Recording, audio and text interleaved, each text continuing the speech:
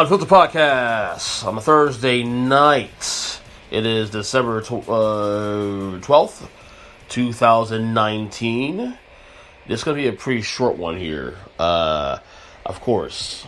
But before we get to that, hey, we got a sponsor. It is Big Lee Pillows. BigLeePillows.com. So it is the holidays, obviously. So if you want to get a nice gift, I actually got this gift for my kids. Don't tell them yet, although they're 6 and 2 years old. I got my boys Eli and Logan, 6 and 2, two Miami Heat embroidered pillows with their names on it, Eli and Logan on there. And you can do the same thing too. Just put in your promo code Ernest, EARNEST, BigLeePillows.com, and great gifts, by the way, to your kids, even for, your husbands or even wives love sports. They may want a team-related pillow on embroidered on there, with their names, whatever it may be. BigLeePillows.com. Great stuff. I said I got mine on the way, and I hope you guys get yours too. Again, promo code Ernest, EARNEST, BigLeePillows.com. Okay, yes, we got a sponsor on both the podcasts, Unfiltered, this one, and then of course the Jericho podcast, which I haven't done in a while, by the way. Schedule's been changed. I'll get to that probably later on the other show, because that'll be a little long form. This is a little short form. I know you want to hear about that. I'm actually recording this right now, right in the middle of the Jets and Ravens game. Lamar Jackson has passed Michael Vick for most rushing yards in a season by quarterback. No surprise there. Lamar Jackson is amazing. My only concern, of course, could he hold up? I think if he holds up, this team is going to win the Super Bowl. They've been incredible. This team's been incredible, and he's been incredible. And he right now finally has, in my opinion, moved up the MVP ladder. I was saying for the last month and a half that Russell Wilson was MVP, but that it was a race within margin, and Russell Wilson had a pretty average game last week. Lamar Jackson had a great game this week, so therefore I will give the nod now to Lamar Jackson, and there is maybe a little bit of a gap between the two. We'll see what happens in the next couple of weeks. There's 3 weeks of the season left. Obviously, you got the Ravens playing tonight against the Jets. They're up 7-0 right now. They just smoked the Jets, although I did take the Jets on the points plus 17 right at the buzzer. We'll see if they can at least keep this cover.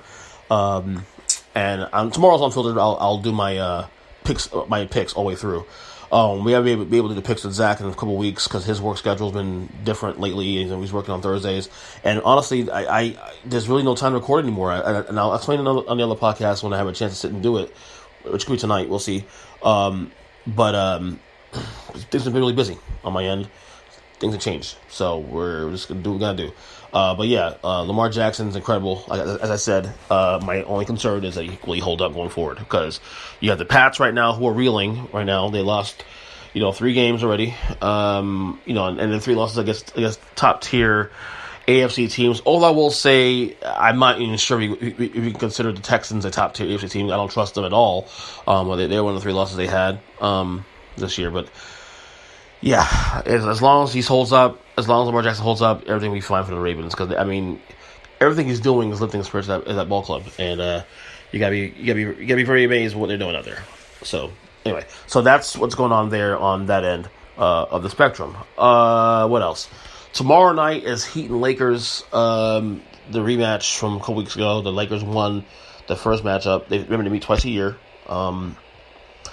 I have to be honest with you. I'm pretty impressed with the Lakers. 21-3, what they've been doing, what they've done out the gate. LeBron looks invigorated. It's funny how him missing the playoffs last year, being able to rest in the offseason for the first time probably since his rookie year. Where he'd have a deep playoff run or a championship run or Olympics or whatever it may be, and the Lakers have benefited now from it as a result. And 21-3, I do question whether it'll hold up, only because of the fact that Anthony Davis, I don't say Anthony Davis, I'm thinking the Pacers. No, Anthony Davis, whether he can hold up or not, and that's a real thing. I'm not gonna lie to you, it's a real thing, because he obviously, when he's healthy, he's one of the best players in the league. When he's not healthy, which is pretty common. It is what it is. LeBron is turning 35 in a few weeks, and AD is, obviously his health issues. But if they hold up, man, it's going to be a problem. I mean, look, I still like the Clippers overall. because I love their roster. And people are saying, well, people, to be like, oh, well, the Clippers, they're not playing that great. They're just kind of like middling right now in the middle of the Western Conference. But as I told you guys before the year started, the Clippers' priority is not getting the number one seed at all. They don't care about the number one seed. Their priority is making sure Paul George, Kawhi Leonard, and the rest of that team is healthy. They don't need the number one seed to win a championship. You know that. They can win anywhere. They can win without home court advantage against any team. They don't need that. They have the deepest roster, in my opinion, in the entire league, okay? Yeah, they have the best defensive wings in the entire league. They're not prioritizing necessarily the number one seed. You see Kawhi Leonard doing load management. Paul George just got back from injury a few weeks ago. So it's not like the Clippers, the Lakers are obviously taking off, and kudos to them doing that. But will those bodies hold up by April, May, and possibly June? We don't know that, okay? And if you don't know that, you can't assume so. The Clippers at least have a deeper roster that can sustain itself. They're prioritizing rest, load management, which I have my own issues with that personally. Kawhi and start sitting out of games when people pay a bunch of fucking money to go to the game to see you guys play, and you're sitting out games? Nah, come on now. But other than that, they're prioritizing load management, and that's what they're doing. Okay, and I think they'll hold up. As long as they hold up, they'll be fine. Like I said, I like the roster, going forward overall. So anyway, they come to Miami. They're down here to Miami. The Lakers are here tomorrow. Hopefully the Heat win this game. The Heat been phenomenal.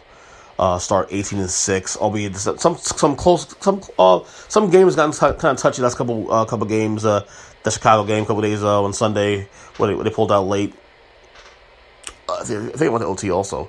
And the Atlanta game on Tuesday was amazing. Down 6 late in the game and came back, went overtime and all that. I'm proud of this team. This Heat team is fun to watch. So. They're just doing what they gotta do, and they're winning games, and you'll see if they can bounce back, beat the Lakers this coming on Friday. So finally, before I go, because it's gonna be a shorter pod today, AEW NXT week. Look, at some point I'm gonna probably stop talking about the ratings on this, because it doesn't matter in the grand scheme of things.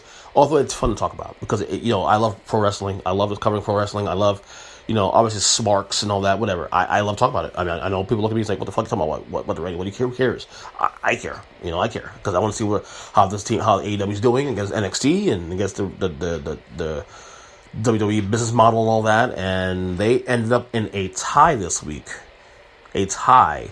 I believe the number was 778,000 views for both NXT and AEW. Let me make sure that real quick. I want to get that right, because I just want to. Why is it every time I pull on my Twitter, it comes out slower? Yeah, 778,000 ratings for each of the shows. AEW show, I'm almost done with it. I'm actually still watching it. I'm at the end of the show, but I thought the show was really. I thought last night's show was fantastic by AEW. Jericho crushed it again. MJF's Maxwell Jacob Freeman's promo in the first hour was phenomenal. Jericho, of course, doing him and Moxley together in the ring early, and then of course Jericho comes out later on with Jake Hager, and basically pulls out tells Tony Schiavone and Excalibur to move away, and him and Jim Ross, they do commentary for the Sammy Guevara match against Luchasaurus and all that. It was really good stuff. Jericho is fucking crushing it, dude. Chris Jericho, I've been a fan of his for a long time. Obviously, I remember watching him in WCW in 97, 98, and then him coming to WWE in 1999, and I remember him, doing very well the first couple of years in WWE until 2002, and then I stopped watching, like I said, for 17 years. And so I can't speak on the last 17 years, but what I can speak on is this, is that Chris Jericho right now, at 48 years old, closing on 50, is phenomenal. Forget look, the in-ring's in-ring, he's older. But the promos, the putting guys over, the talk speak, it's amazing what he's doing. He is doing phenomenal things. This is a great run. Last week he did the Lexicon of the La Champion, phenomenal stuff what he's doing, man. I'm really, really proud of, to be a Jericho fan, and dude, that guy's just crushing it. He's a hard worker, he's a podcaster, doing the AEW thing. He's gonna be going to Japan in January, I believe. He's also has the band Fozzy. He's a busy guy and is still crushing it. So Good stuff there. Well, again, AEW NXT tying the reins this week. And, real quick before I go, wrestling Twitter is fucking annoying. Some of these fans are annoying. If you don't like AEW, don't watch it, okay? If you don't like WWE, don't watch it. But for the love of God, stop bitching about it. Like, stop already. Enough with the bullshit. Seriously, enough with the bullshit. Okay? I'm out. Follow me on Twitter, of course, at each7. Again, this episode sponsored by Big League Pillows. BigLeaguePillows.com. Promo code Ernest, ERNEST. Get your pillows now. And pick a team and get it. I appreciate it. Love you guys. Take care. To the next one. And I'm out. Later.